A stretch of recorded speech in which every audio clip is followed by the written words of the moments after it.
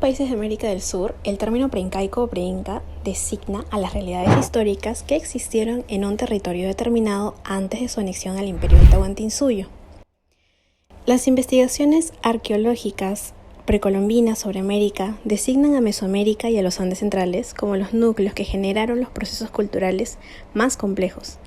Aquí, la ciudad y el Estado son las expresiones culturales y políticas más logradas de su evolución.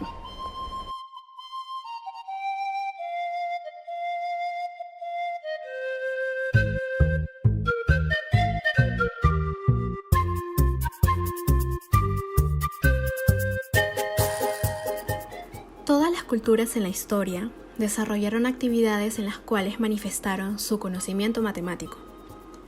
Si bien es cierto que estos grupos humanos dejaron de existir hace miles de años, nos dejaron la evidencia de sus prácticas culturales en los artefactos que fabricaron, ya sean cerámicas, accesorios de orfebrería, tallas en piedra, construcciones monumentales, canales de riego o textiles.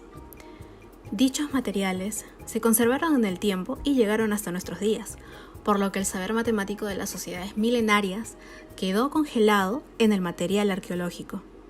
De ahí nace el título Matemáticas congeladas.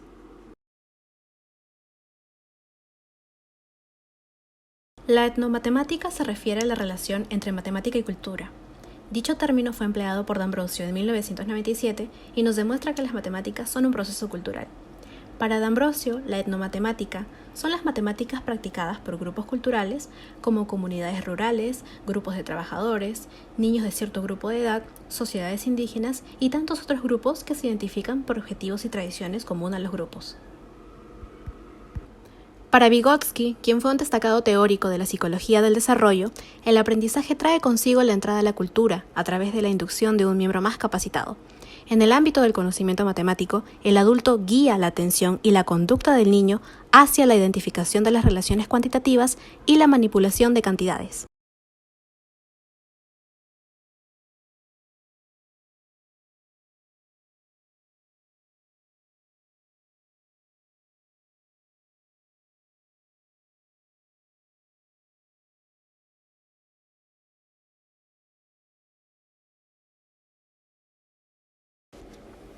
La teoría clásica del desarrollo cognitivo solipsista fue desarrollada por Jean Piaget y propone que los conocimientos se desarrollan mediante la interacción sujeto-objeto. El principal motor de esta interrelación es la curiosidad y las ganas de saber más del individuo, lo que lo lleva a descubrir el mundo por cuenta propia. Los factores del desarrollo cognitivo, según Piaget, son la maduración del sistema nervioso y endocrino, la experimentación física, la transmisión sociocultural, también llamada educación, y la equilibración. Las matemáticas son un conjunto de conocimientos que están en evolución continua. Estas surgen de la necesidad del ser humano de contar, medir y determinar las formas que le rodean. Por eso se infiere que los conceptos matemáticos e ideas primarias de figura, forma o número surgieron en la convivencia del individuo con la naturaleza en las sociedades cazadoras y recolectoras. Con el paso del tiempo, estos conocimientos fueron perfeccionándose en las sociedades antiguas, por lo que el desarrollo de la matemática se dio de un modo progresivo.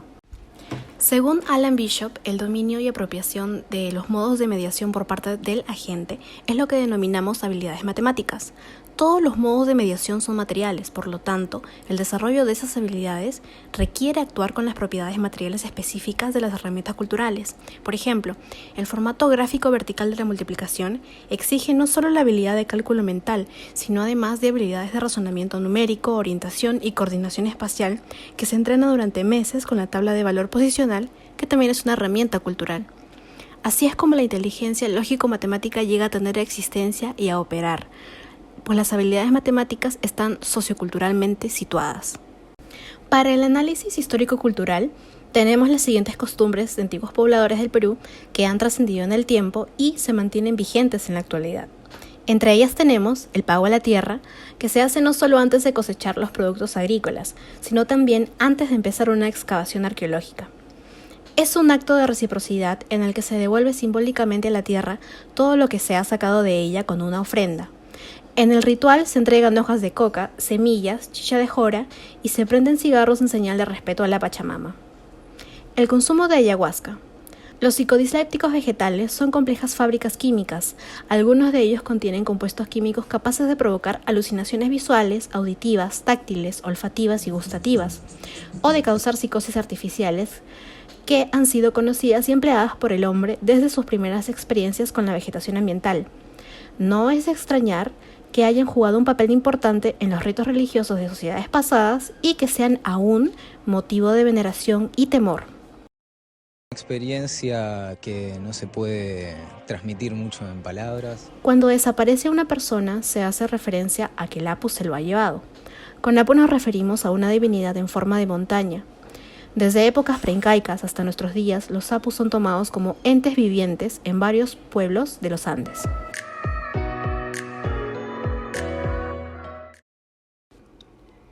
Las investigaciones etnomatemáticas confirman la existencia de 6 actividades matemáticas que se dan en todas las sociedades y son la base de los conocimientos matemáticos. Así, las habilidades matemáticas se desarrollan a través de dichas actividades mediadas y estas a su vez se relacionan con las inteligencias múltiples.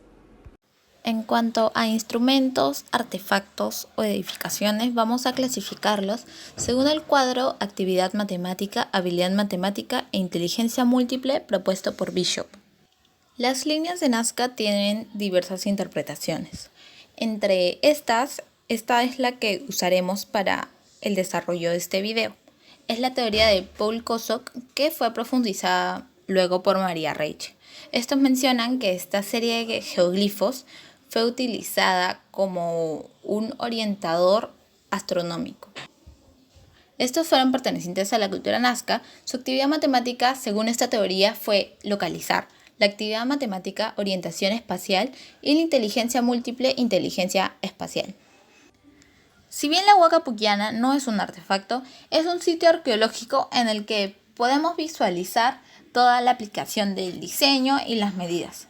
Este pertenece a la cultura Lima. Es un centro ceremonial en forma piramidal hecho con adobitos. Este centro está conformado por paredes rectas y por pirámide. La actividad matemática desarrollada en la construcción de esta fue medir y diseñar. Su habilidad matemática es la estimación, aproximación y visualización. La inteligencia múltiple utilizada es la inteligencia matemática espacial.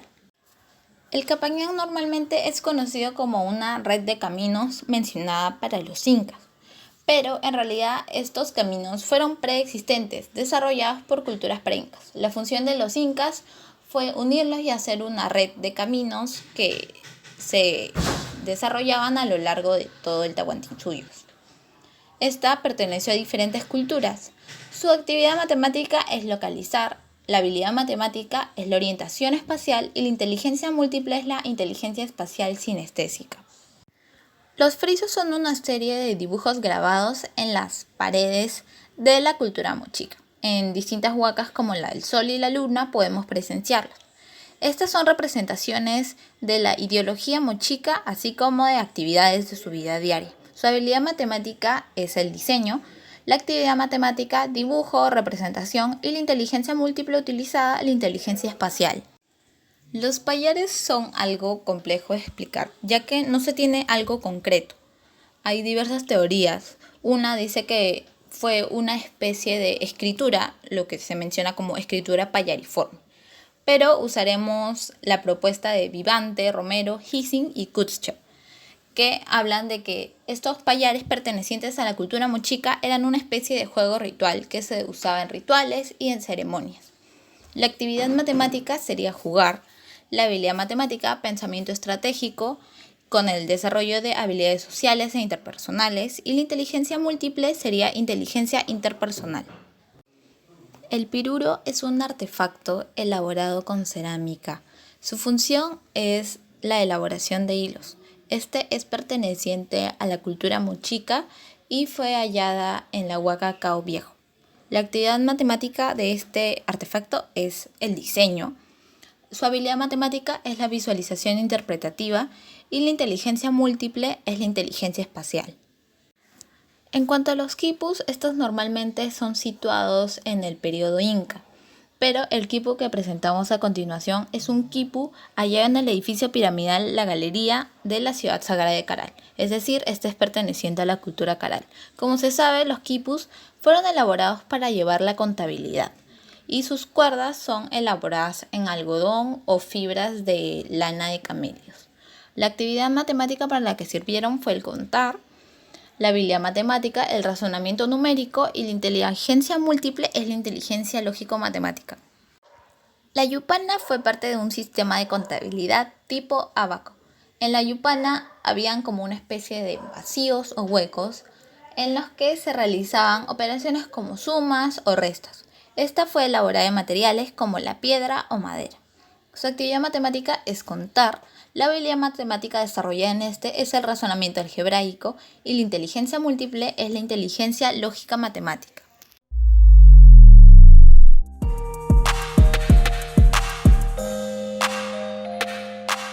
Bueno, vamos a definir qué es la etnomatemática. Bueno, es cualquier habilidad matemática practicada por un grupo cultural.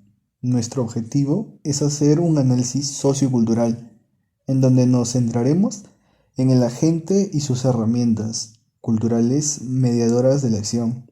En el caso de las sociedades pre-incas, sus habilidades han permanecido ocultas en el tiempo, por lo que se ha acuñado el concepto de matemáticas congeladas, lo que nos lleva a pedir su opinión como profesional en arqueología en cuanto a cómo se cree que la etnomatemática pudo haberse manifestado en las civilizaciones antiguas del mundo y en los Andes peruanos. Bueno, hola, ¿qué tal? Buenas tardes. Y respecto a esa pregunta, me parece que es interesante ver sobre todo esa comparación en cuanto a estas diferentes sociedades, sobre todo por el desarrollo bastante diferenciado que se da en cada una de ellas. La manifestación en la antigua Grecia es diferente a como ocurre en la sociedad maya, y eso se puede ver pues por el sistema de numeración que tiene cada uno. En el caso de los mayas, por ejemplo, tiene un sistema vigesimal y tiene una forma de registro diferente con símbolos pues diferenciados, ¿no? A los que puede tener la zona de Europa donde se ubica la antigua Grecia, lo que posteriormente van a ser también empleados de alguna forma en un sistema distinto en Roma, solo que con una notación distinta. Estos sistemas matemáticos varían dependiendo de cada sociedad y dependiendo también de cada descubrimiento, dependiendo también de cada necesidad que haya. Podríamos preguntarnos por qué en Mesoamérica se utiliza el cero, por qué se utiliza un sistema vigesimal, porque aquí, en el caso andino central específicamente, se utilizó, el sistema de quipus. ¿Cómo se utilizó? Podríamos ver que las matemáticas, la forma en cómo se representan han sido distintas por cada una de las sociedades, y también la forma en cómo esto pasa de ser una idea, algo abstracto como es un número, a algo perceptible como ya es un símbolo, como se manifiesta pues en la sociedad mesoamericana con sus diferentes símbolos, y en el caso nuestro, cómo se manifiesta a través de los quipus. Y bueno, no únicamente mediante estos últimos, sino también mediante otros elementos que se podían utilizar para realizar cálculos, como son las yupanas, vinculadas estas últimas por el momento exclusivamente a la sociedad incaica. Entonces el cálculo matemático ha estado presente en el ámbito andino, si bien no en la misma notación formal que la sociedad mesoamericana, griega, egipcia, ha existido el uso de cálculos matemáticos. Y eso se puede percibir también en otros aspectos, como el uso de los diferentes sistemas hidráulicos, la construcción de elementos arquitectónicos. Inclusive si vamos a un punto un poco más amplio, un poco más, más grande que el de la misma matemática para ver la ciencia en términos generales, podríamos ver cómo estos conocimientos que se han ido acumulando se han utilizado para inclusive adecuar sitios a constelaciones, por ejemplo. Cómo se ha realizado esta observación bastante cuidadosa para diseñar y posicionar diferentes edificios de acuerdo a de acuerdo a una constelación. Entonces, el conocimiento científico, matemático, la aplicación de estas diferentes de estos diferentes conocimientos ha estado presente en el ámbito andino. Y es interesante ver cómo se manifiesta esto a través de la evidencia arqueológica. Si bien no es tan evidente porque no tenemos todavía un tipo de escritura descifrada, por los diferentes hallazgos se deja notar que ese conocimiento ha estado presente. ¿Y qué opinión tienes de cómo pensaban estas culturas propiamente en su época? Esa es una pregunta un poco complicada, sobre todo porque entender el pensamiento individual de cada persona es algo complicado, sobre todo si no tienes un elemento como la escritura. Puedes identificar sus manifestaciones culturales, artísticas, a través de la evidencia material, tratar de deducir cuáles fueron las circunstancias de la dinámica social, pero algo muy distinto es identificar el pensamiento individual. Por otro lado, puedes identificar el tipo de creencias que se tenían, el tipo de deidades a las que veneraban por elementos como la iconografía. Algunos puntos importantes serían la utilización de ofrendas también para detectar cuáles eran estos diferentes comportamientos, también para entender este mismo en un punto más amplio como es a nivel social y económico, pero todo esto es a nivel social, a nivel de un grupo. A nivel de la individualidad, preguntar por qué pensaban ellos del uso de la matemática. Bueno, yo pienso que en cada sociedad la utilización de la matemática no debió haber sido extraña, sino más bien algo usual. Ahora, si me preguntas si todo el mundo conoció estos diferentes temas, estos diferentes puntos, bueno, es probable que no todos, porque como en toda sociedad organizada y más desarrollada, hubo especialistas que se dedicaban específicamente a estas diferentes actividades. Por ejemplo, si pasamos al tema de la observación astronómica, no todos conocían cómo se observaba un astro, un planeta, una constelación, porque no todos tenían esa necesidad. Perdón, todos tenían la necesidad, pero no todos sabían cómo. Había un grupo de especialistas que sabían de ese tema, sabían cómo se realizaba esa observación, y si querían acceder a ese conocimiento tenían que consultar con ese especialista.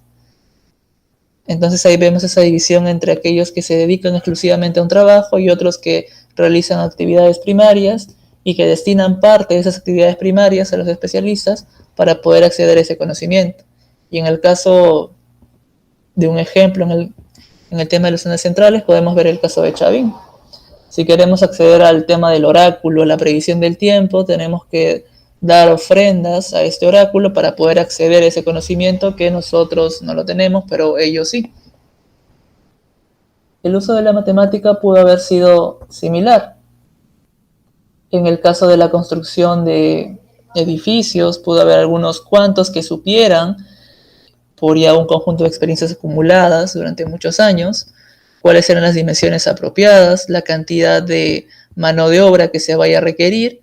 Pero ojo, eso estamos hablando ya de un punto un poco más desarrollado. Cuando estamos hablando de los inicios, el trabajo comunal probablemente requería de un esfuerzo conjunto, probablemente no solo había uno que organizaba, sino se realizaba una organización conjunta y el conocimiento ahí debió ser compartido. Entonces, bueno, eso es lo que yo podría mencionar hasta ese punto.